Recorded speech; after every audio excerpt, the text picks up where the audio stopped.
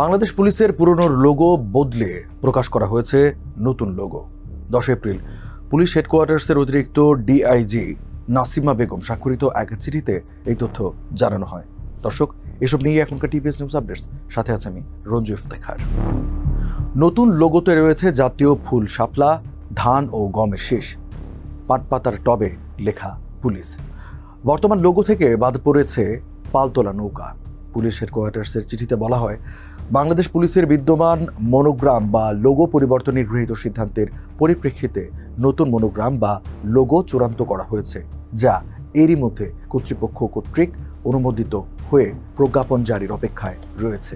এ অবস্থায় জেলা বা ইউনিটে ব্যবহৃত পতাকা, সাইনবোর্ড, ইউনিফর্ম সহ অন্যান্য সামগ্রী পরিবর্তিত মনোগ্রাম বা লোগো ব্যবহারের নিমিত্তে প্রস্তুত করার জন্য নির্দেশক্রমে অনুরোধ করা হলো।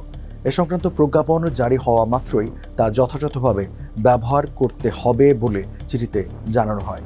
লোগো পরিবর্তনের চিঠিতে বলা হয়, শিগগিরই মন্ত্রণালয় নতুন লোগোর বিষয়ে প্রজ্ঞাপন জারি করবে। এদিকে রাজনৈতিক পট পরিবর্তনের পর বাংলাদেশ পুলিশের পোশাক ও লোগো পরিবর্তনের প্রস্তাব ওঠে।